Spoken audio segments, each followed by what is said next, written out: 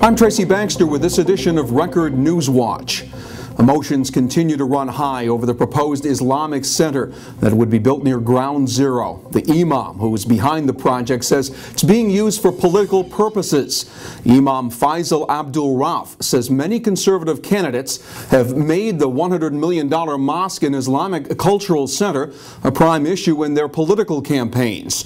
New York's Republican conservative endorsed candidate for governor Rick Lazio addressed the issue during a stop in Goshen. He says there are questions that need to be answered. Let's just disclose where this money is coming from for a $100 million mosque. Are they radical organizations? Are they foreign governments? Let's have an open accounting. Let's do the responsible thing. And this is an issue, I think, that transcends party. It transcends geography. Ralph says what's needed now is a universal effort to combat the radical voices that are being heard among people of all faiths. In Sullivan County, a woman drowned in a pond behind her town of Bethel Homes Saturday night. County Sheriff's deputies say 67-year-old Ann Creekun apparently fell into the pond while she was feeding fish.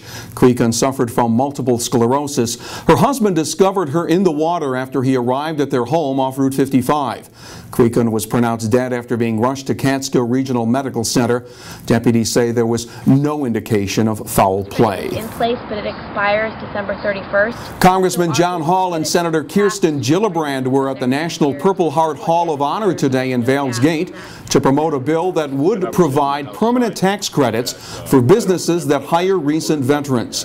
The existing Work Opportunity Tax Credit is set to expire at the end of the year. The tax credit encourages businesses to hire veterans who've returned from Iraq and Afghanistan in exchange for a 40% credit on the first $6,000 paid to a veteran.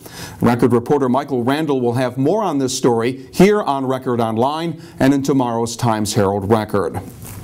Elsewhere, life is getting tougher down on the farm. Senator Gillibrand paid a recent visit to a farm in Orange County's Black Dirt region, part of a listening tour to decide what should be included in the next federal farm bill. Town of Warwick farmer Tuna Sweetman says in order for he and other dairy farmers to survive, they'll have to get a better price for their milk. In 1980, the dairy farmer received approximately 50% of the consumer dollar. So if the consumer spent $2 for a gallon of milk, the dairy farmer received approximately $1 of that. Today, we're only getting about 22%. Better crop insurance rates is something else local farmers want included in the new farm bill. Senator Gillibrand is serving on the Federal Agriculture Committee and will have a voice when it comes to any changes that ultimately are made in federal farm policy. Set, go!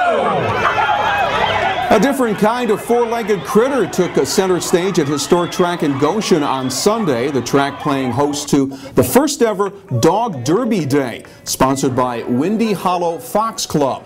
Dogs of all shapes and sizes got the chance to take part in some friendly competition that included show jumping and races with those their same size on the harness track.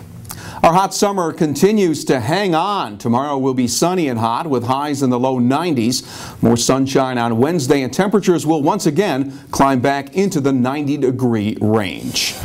For details on these and other stories, check back with Record Online and check out tomorrow's Times-Herald Record. For Record News Watch, I'm Tracy Baxter.